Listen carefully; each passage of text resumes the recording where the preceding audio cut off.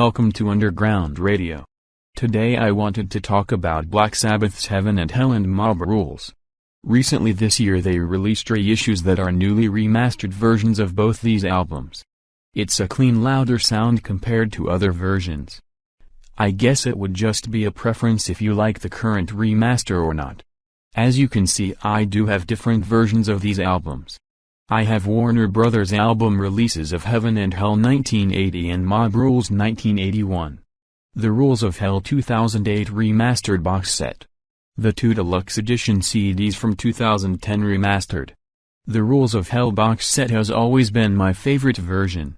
A little info about the album starting with Heaven and Hell.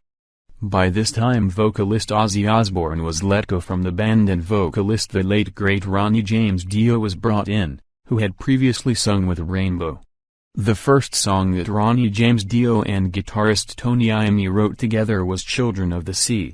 The cover of Heaven and Hell was taken from an acrylic painting by artist Lynn Curley. He got the idea for the painting from a photograph he saw in the newspaper of performers from a Christmas pageant backstage on their break. Curley previously had also done the artwork for the cover of Blue Oyster Cult's Agents of Fortune. Now moving on to Mob Rules. Original drummer Bill Ward had to leave because of health issues and was replaced by drummer Vinny Appice. The title track Mob Rules, before its inclusion on Mob Rules, was originally written for the motion picture Heavy Metal, which was an animated movie that showed at midnight movies. The best midnight movie ever. The album version of Mob Rules is different from the movie soundtrack version of Mob Rules.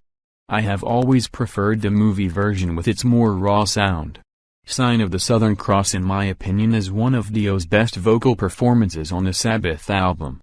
The cover painting of Mob Rules is by fantasy science fiction artist Greg Hildebrandt, essentially a recreation of his 1971 work Dream, One Crucifiers. As you can see, the original painting differs from the album version. At the bottom of the album cover it has been rumored that it says Kill Ozzy. Hildebrandt is quoted as saying that the rumor is not true. If you look closely it does look like it does say Ozzy on the bottom. So in conclusion, how do the albums stack up against each other? I guess it depends on your taste. Both are great albums. If I was going to pick a favorite, I would give a slight edge to Heaven and Hell. Let me know in the comments section, are you more Heaven and Hell or Mob Rules? A tough decision. That's all I have for today. Thanks for watching the video, I really appreciate it, and I will catch you the next time around.